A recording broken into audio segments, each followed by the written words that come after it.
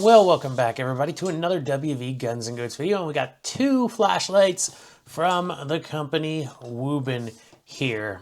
Now, I found one of Wuben's lights on Amazon about a year and a half ago, this little E7 here, and what attracted me to it was the size of the light and having the dual emitters and just how bright this little light gets. It's been a very handy little light. Well, recently I found an email in my inbox from Wuben asking if I'd like to take a look at two of their lights, and I said sure. I enjoy the little E7 here, so I'd like to take a look at some of your other lights, and these are the two that they sent over. We've got the X2 Pro Plus and the X4. Both of these are in their Easy Carry Light series, and we're going to take a look at them, the features that they have. We'll also take them outside and see how they perform after dark, and we'll just compare them to each other. Now, there will be a affiliate link down in the description of this video that'll go to Wuben's store, and if you go there and look at all their lights and you decide to purchase something, it will give us a little bit of a commission that goes to help the channel. But as always, before we get started, if you're not a herd member yet, how about you go ahead and headbutt that subscribe button to join the herd here at WV Guns and Goats. Now, one of the first things we notice looking at the photos on the box here is these are rectangular shaped lights, and that's becoming a very popular shape for everyday carry lights now. I see a lot of people going to a rectangular light, and I think one of the reasons is it sits flatter in your pocket than a round light does, and it cuts down on the length of the light because you could put two batteries in side by side if you wanted to when you were designing the light, and you wouldn't be stacking them on top of each other and adding length to the body of the light like you would with a traditional cylindrical light. And then if you want to go to a more powerful battery, you could put two batteries in, whereas in a cylindrical light, you'd have to go to something like a 21700 from an 18650, and you're just going to add girth to that light. So these stay fairly flat while allowing you to have other benefits to them in a rectangular shape. Now, first off, we see some specs here on the box. 1500 max output lumens on both of them, and both of them have 205 max beam distance in meters. Now, the X2 Pro advertises 289 max runtime hours. Now, that is on one of the low settings. Now, let's take a look at the X4 first. I'm going to go ahead and put this chart on the screen so you can pause the video and take a look at it and read everything on here.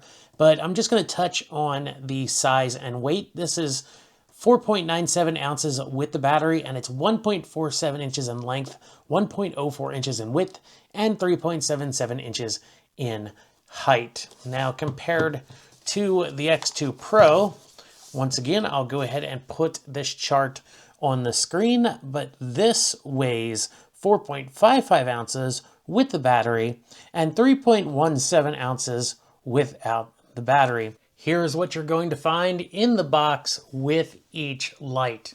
The X4 is going to come with the light, a manual, a USB-C cable, and a lanyard. The X2 Pro is going to come with the light, a manual, the lanyard, a USB-C cable, and what they list as a helmet clip. All right, let's start with the X2, and photosensitivity warning, there will be some strobing in this video. Now, with the slider all the way down, the light is locked out and the button does not do anything. Click it one click up, and now we can control this side light right here. And this does click into place fairly firmly. Now, to turn this light on, we're just going to press the button like so. We can adjust the brightness of the side light by turning this either counterclockwise for dimmer or clockwise for brighter. You see when it's at its dimmest or its brightest, it flashes at you just to let you know that it won't go any brighter or any dimmer. So we can turn it up, turn it down. If we press and hold this, however, we're going to turn on the red LED, and its brightness can be adjusted as well with the knob here. Now, if we double click with that red LED on, we're going to enter into an emergency flashing beacon mode like that. And then we can just click again and turn it off. To control the top light on here, well, we're going to push it all the way up and turn the light on. Now that's pretty bright. Let's dim it down as dim as it goes. But say we need to come back up to a really bright light, double click. Now it's in the turbo mode. Double click again and it's going to ramp back down to whatever brightness you had it on before you ramped it up into turbo mode. Now to access the strobe mode on here, what you're going to do is you're going to click this button 3 times. And there is the strobe mode.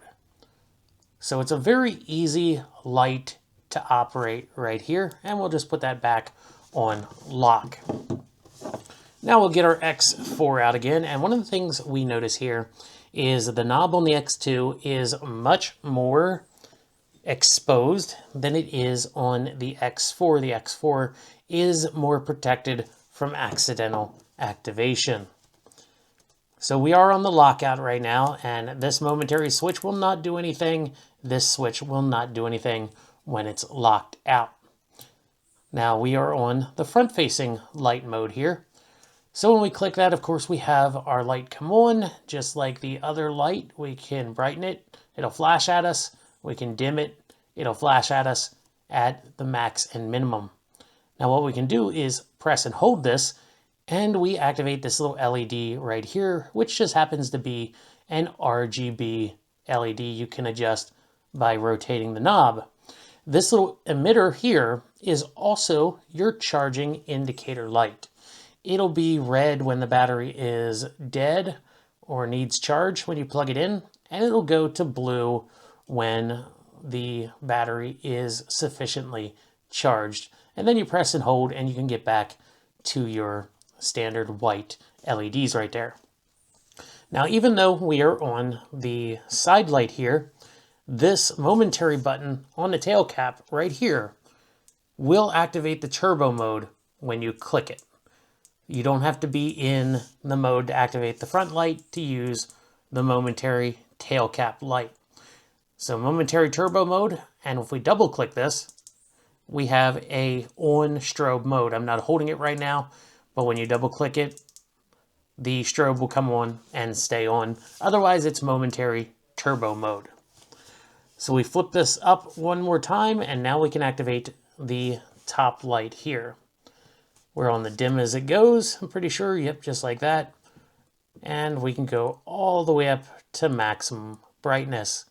Just like the X2, if you double click, it's going to ramp up into its turbo max brightness mode. Double click again, and it'll ramp back down. Now here's where it differs from the X2. If you triple click it more than 2 times, it's not going to do anything. The strobe mode is only controlled by the tail cap clicky button right there.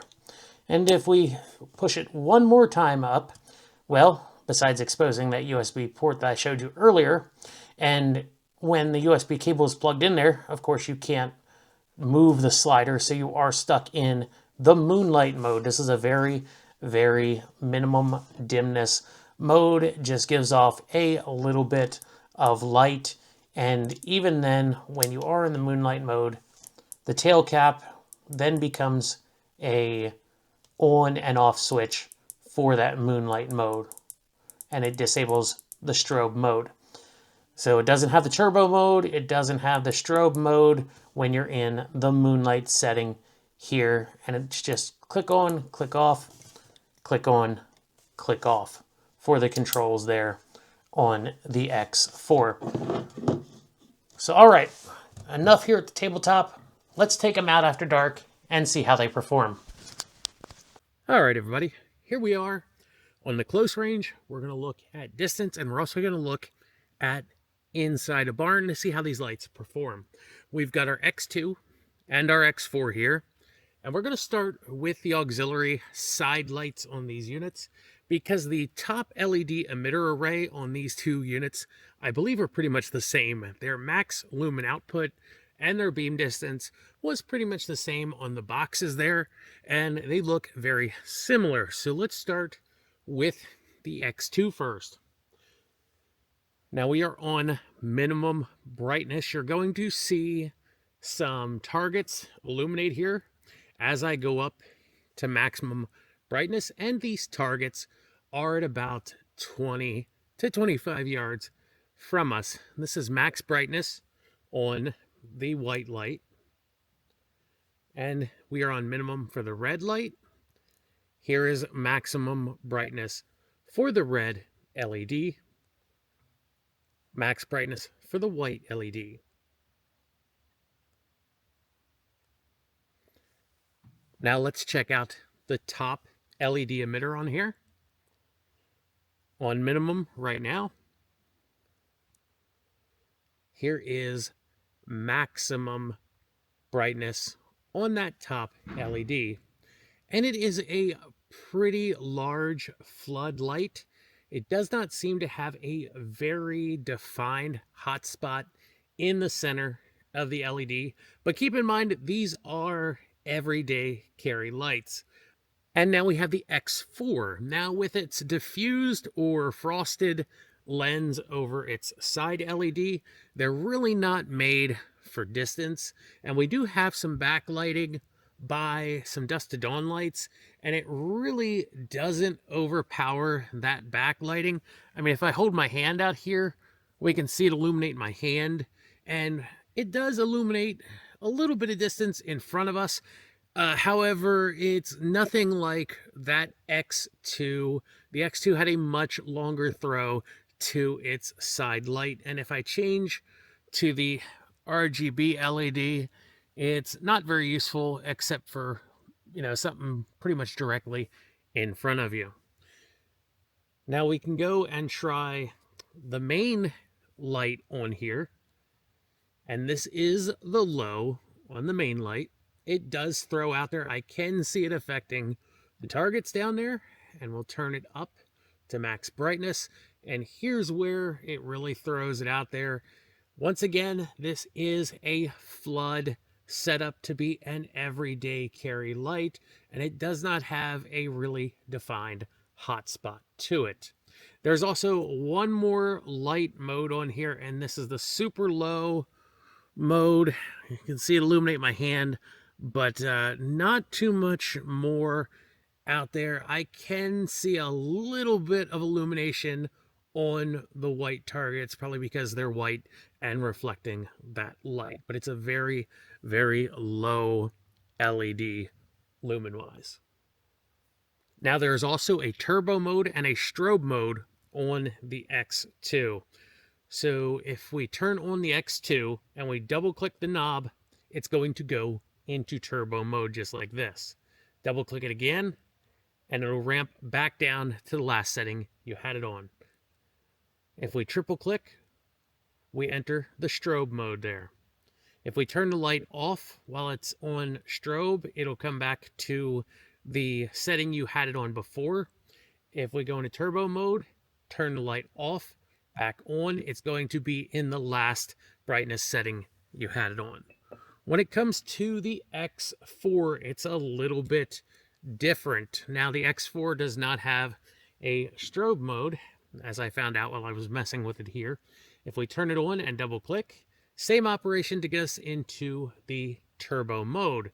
Double click again, it will ramp back down. It is a lot easier to use the side button on the X4 just due to its design. If we turn the light off while it's in turbo mode, however, when we turn the X4 back on, it will still be in the turbo mode. If I double click, it's not going to do anything. If I turn it back off, back on, it's still in the maximum brightness. We will have to set our brightness level once again, and then we can ramp back down to it. So that's one of the biggest differences in the X4 and the X2 there.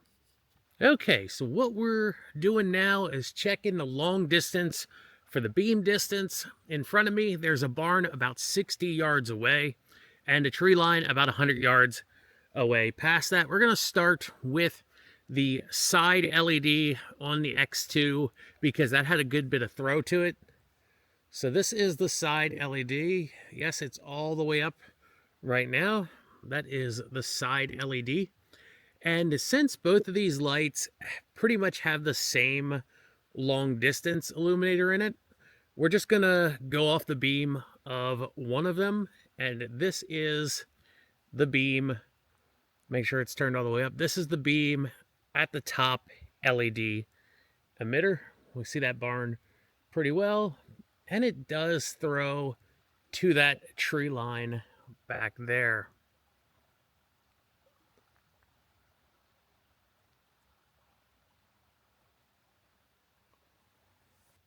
Well, everybody, thanks for joining me as we took a look at the Wuben X2 versus their X4. We compared them on the tabletop. I showed you everything they came with. We looked at their different features, different buttons, and everything that they had on them. And then we brought them out here after dark to see how they performed in real-world situations. And I want to say that both these lights have their pros and cons.